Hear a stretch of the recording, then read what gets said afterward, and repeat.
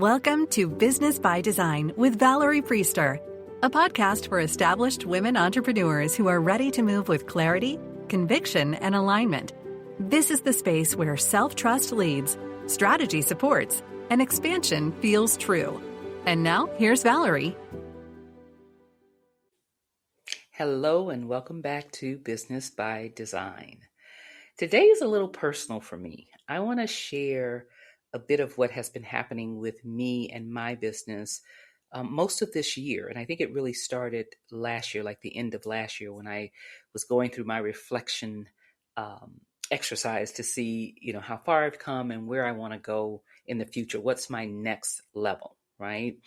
And so I want to talk to you about what quietly happened in my business as I was experiencing growth, right? So I reached a new level, right? More people knew my name, more opportunities started to show up. My work started to expand. My clients wanted more or expected more from me. And I began to expect even more from myself, right? Now, from the outside, everything looked like it was moving in the right direction.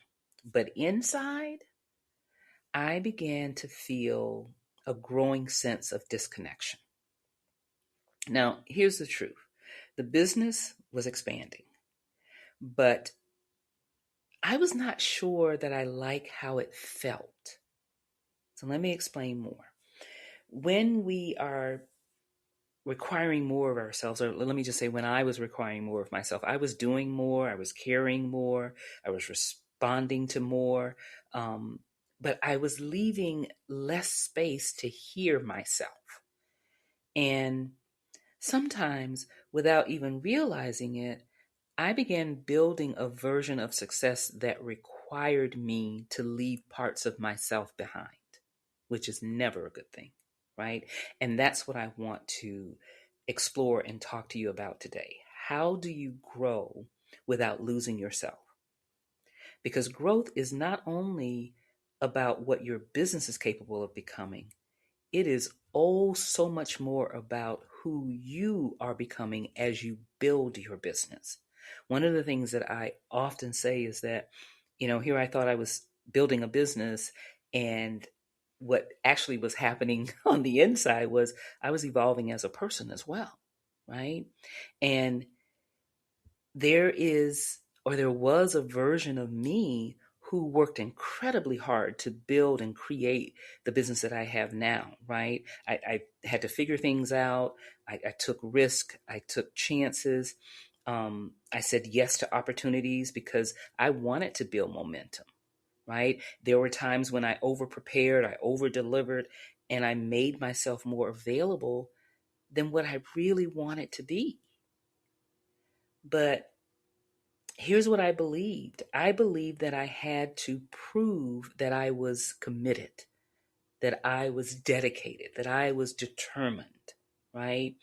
And I thought success required me to be constantly visible, constantly productive, constantly ready to take on more. That was like what my whole journey in building this business was about and had been for years, right?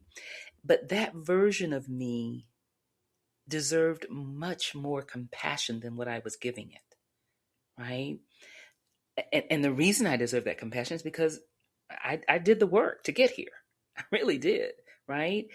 But the way that I learned to survive and build and succeed didn't mean that had to be the way, or that had to become the permanent blueprint for my business, right? It didn't mean it had to be the permanent blueprint for how I grew my business, right? At some point, I had to ask myself whether the business that I had built in one season still supported the woman that I am now in this season. Now, that question felt really uncomfortable because sometimes the business is technically working, like the offer is selling, the strategy is producing results, people are responding positively, but you may wonder whether you are allowing your true self to be seen, or are you allowing what's coming forth to be something different than who you are authentically, right? And here's, if this resonates with you, here's what I want you to think about. You may be in this very moment feeling the same thing, and you may be telling yourself that you should just be grateful for where you are, because I told myself that too, right? You may be thinking that changing something that's working would be irresponsible. I told myself that as well. But a business can work and still no longer fit the version of the person you are today, right? The offers that you've created, they could be profitable and still require more energy than you're wanting to give it. That's what was happening for me too, right? A strategy can produce visibility and still make you feel as though you're performing. That was happening for me. And just because, we all want that full calendar, we want to make sure we have, a pipeline of clients and all those things. You can have that and that can look successful, but it can still leave no room for the life that you're trying to create. Here's what I want you to know. Aligned expansion begins when you become willing to tell yourself the truth about that, right? About what you really want.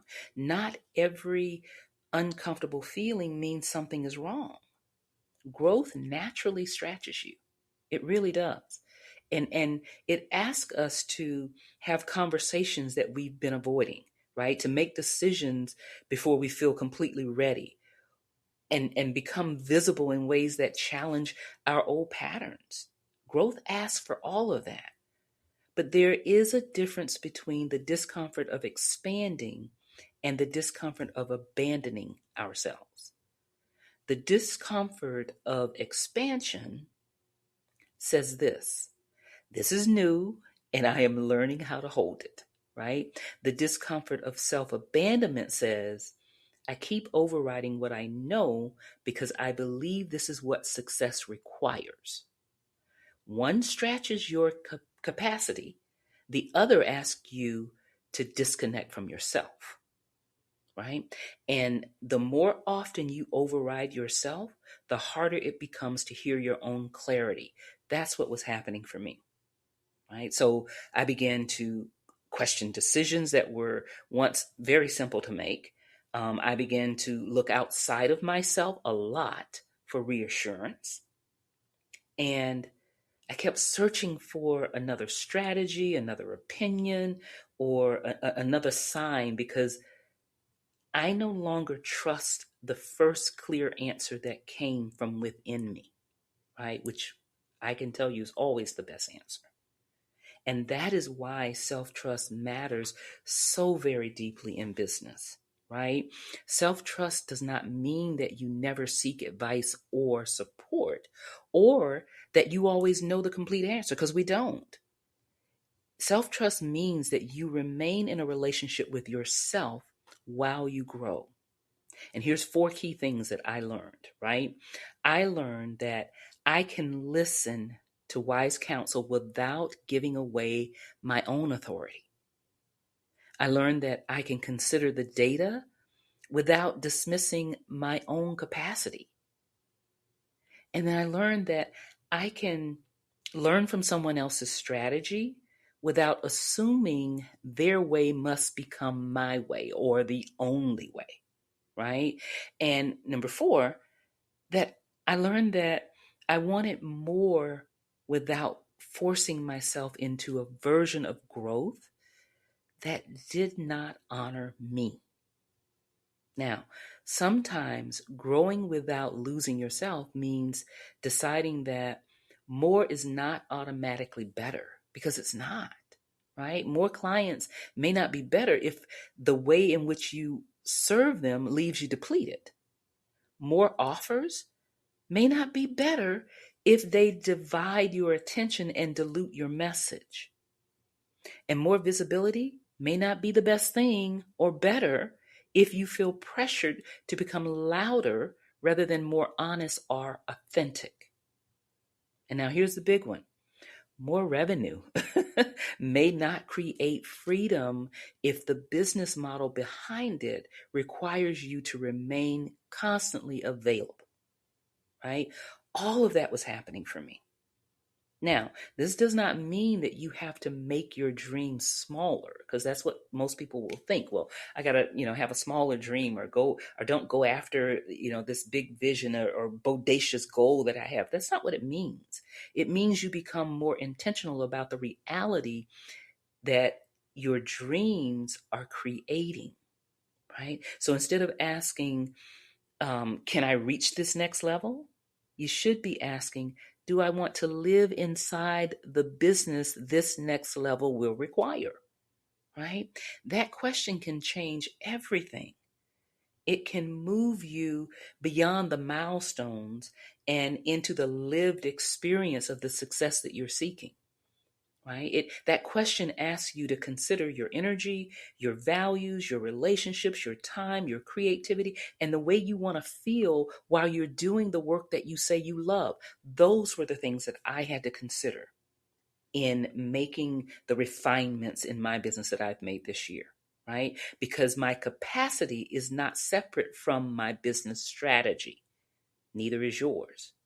Your capacity is part of the strategy. Right? Your capacity tells you what you can sustainably hold.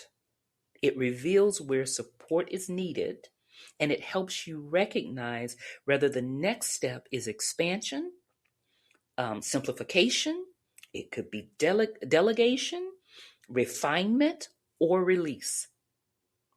I had a lot of refinement and release, right? Sometimes the most aligned growth, the decision to grow, right? Sometimes that decision is adding something else. It could be. Sometimes it's removing something, right? Or it could be stop offering what no longer reflects the depth of your work. That was another one I had to do. It could be changing the way that an offer is delivered, right? Or raising the standard for how you are available to your clients. Sometimes it is to let your message become more specific, right? Even when part of you worries that specificity, say that word 3 times, will leave someone out, right? And sometimes it is simply giving yourself permission to admit that what you once wanted is no longer what you want now. Why? Because you are allowed to evolve. Your business is allowed to evolve also. But you do not owe lifelong loyalty to a decision made by a past version of yourself. You can be grateful for what something gave you or what you've created and still recognize that it is complete, right? You can honor the woman who brought you to this chapter, right? That version of the woman that got you where you are today without asking her to leave the next chapter. So here's the self-trust question I want to leave you with today. Where are you trying to grow in a way that no longer feels like you? Now, please don't rush to answer this. Give yourself enough quiet space and time to notice what comes up. Because perhaps it's the pace that you've been trying to maintain. I know that was a big part for me as well, right? Maybe it's an offer that you no longer feel even connected to. Maybe it's the way you're showing up online, right? Or it could be the belief that you have to keep doing everything yourself. Or perhaps you already know the change that you want to make, but you have been waiting for more evidence, more approval, or more certainty before you honor it. Your practical shift this week is not to rebuild your entire business. I'm not asking you to do that, right? It is to choose one place where you can become more honest. Maybe it's one boundary, one conversation, one decision, one responsibility you no longer need to carry in the same way.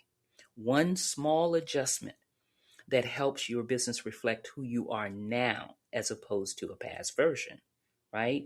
Clarity becomes most powerful when it becomes self-led action.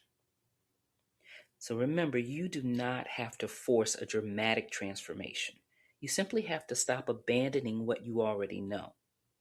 Your next level is not asking you to become someone else. It is actually asking you to trust yourself enough to build in a way that feels more like you. Remember, designing your victory is a choice. Start today by choosing growth that allows you to expand without leaving yourself behind. See you next time. You've been listening to Business by Design with Valerie Priester. If this episode resonated, subscribe, share it with another woman entrepreneur, and stay connected for more conversations on self-trust, strategy, and aligned expansion.